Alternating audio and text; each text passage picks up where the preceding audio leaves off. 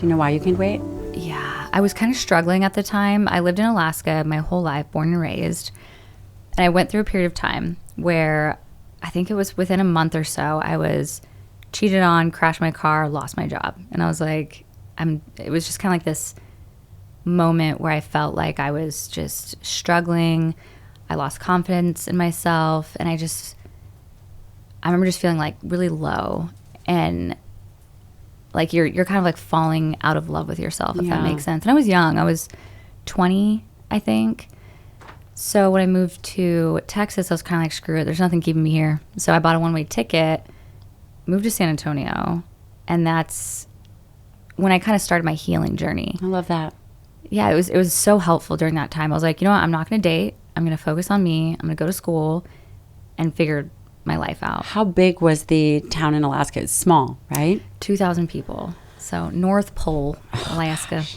Wait, was Santa Claus up there? Wait, Santa Claus we up in do North have a Pole. Santa Claus house. We do. You got to bring your kids one day. I mean, I actually love Alaska. Yeah? Oh my God, it's so beautiful. It's gorgeous, right? Yes. I think it's the most beautiful place I've ever seen, but I'm also biased. So. It's beautiful. It's also very cold. Very cold. When did you go? I went probably, 15 or more, maybe 20 years ago, long time ago. What part? Anchorage? I was in Anchorage, and there were lots of, are they called totem poles? Yes. There were lots of Indian art. Yes. That was amazing, and it was actually a very spiritual kind of a place. It was very connected, I think is the best way to describe it. It was, I don't know, it had a lot of heart. A lot of heart. Yeah. A lot of like good energy. Yeah, it does. Just pure. That's why Yes, I love it. I absolutely, it was. Yeah. Just like Houston. I'm kidding. Totally kidding about so that. chaotic. Just like my house around 6 p.m. dinner time, the witching hour. But when you left a town of 2,000, was your family supportive? Here you were coming from a really small town, going to, I think you went to San Antonio. Yes. Great pre-med program. Yes, exactly. Part of why I picked San Antonio. San Antonio, great nutrition sciences down there as well. Were they thinking, okay, Heidi, go ahead? Oh, absolutely not. I mean, a one-way ticket, that's a bold statement. Yeah. Sometimes I look back on my life and I was like, I can't believe I made that decision. I feel like I was braver back then, sometimes, the things that I would do. But I bought my one-way ticket, and I don't think I told my parents right away. I think I waited like a couple weeks, and I was like, surprise, I'm moving. But they understood. I was like, hey, as someone who is homeschooled most of their life, and I'm just, getting my feet wet in college, I was like, I feel like I don't want to wait to go to like a big university or college until med school. I was like, I need to like finish my degree in San Antonio, and then hopefully I get into med school in San Antonio. It was like my way of thinking at the time. So my whole family, though, like, 'cause I have 5 siblings, they all lived in Alaska. So like, and none of them had gone to college. They're like, you really just bought a one-way ticket and you're going to go to college in the lower 48, as we call it. The lower 48. The lower 48. Yeah. And I was like, yeah, I'm doing it. And I remember my mom was like crying, when I left, and my dad's like, don't talk to, he's like driving me to the airport. He's like, don't talk to any strangers. I was like, and you're like, Dad, I was everyone's homeschooled. A stranger. Yeah. I was homeschooled. Everybody, I don't know. Yeah. I was like, I'll be okay. But I remember thinking like, he's like, don't talk to any strangers. Like literally everybody there is a stranger. Like I didn't know anybody. I moved in with a guy that I met a few times in Fairbanks. 'Cause I put on Facebook or MySpace at the time. I don't remember. I was like, bought a one-way ticket to San Antonio, and everyone's like, what are you going to do when you get there? I was like, figure it out. And someone was like, hey, I live here. I have a spare room if you want to crash here till you find a spot. I was like, cool, I'll do that.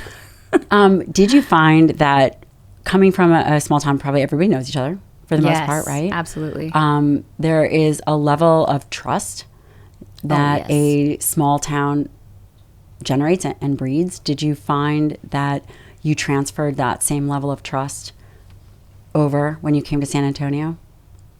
Yes, for sure. I think that in Alaska, when a small town, everyone they rely on each other. If you need help, you see someone walking, on the side of the road, it's like you pull over, see if they need help. You see someone in a ditch, you pull them out. It's just like everyone has each other's back, and like you trust one another for the most part. And then in San Antonio, I think I got my car broken into a few times, and, you know, just learning people's motives. It was very different. And it was definitely a culture shock moving to San Antonio. Do you think that's part of the reason why you gained weight in college, right? Mm-hmm. Do you think that external stress is or was the impetus to gaining weight and feeling, and I'm just putting words in your mouth. I mean, there's a certain level of chaos that happens. You didn't just pick one thing. Going to college is in and of itself a whole situation. Yeah. But moving from Alaska, from being homeschooled to a massive university away, very far from your family, and also being being the first to go, that layers on a particular level of detail that I don't know, can be challenging for the listener out there. Every single one of you remembers when you had a major life transition and you threw yourself into that. Yes. I think it was definitely uncomfortable is like the word when I describe it. I was like, I was very uncomfortable. I remember, you know, going to San Antonio, I was like, man, this is a lot. And I second guessed myself multiple times. I was like, is this the right decision?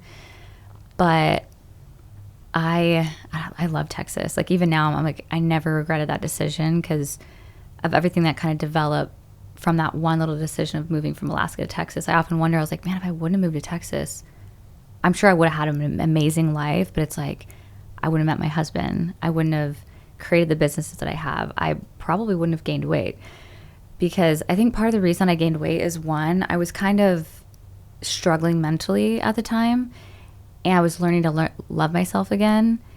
And also when you come from a small town, we don't have access to a lot of fast food. So part of me was, I was maybe emotional eating. I was like, I'm bored, I'm sad, you know, this. So I was turning to food, but also the accessibility of food in San Antonio was drastically different than North Pole. I think in North Pole we have one restaurant and we have 2 or 3 fast food chains, and that's it. You got to drive like 30 minutes into town if you want to go to like other restaurants and this and that. So it's not like it's 5 minutes away.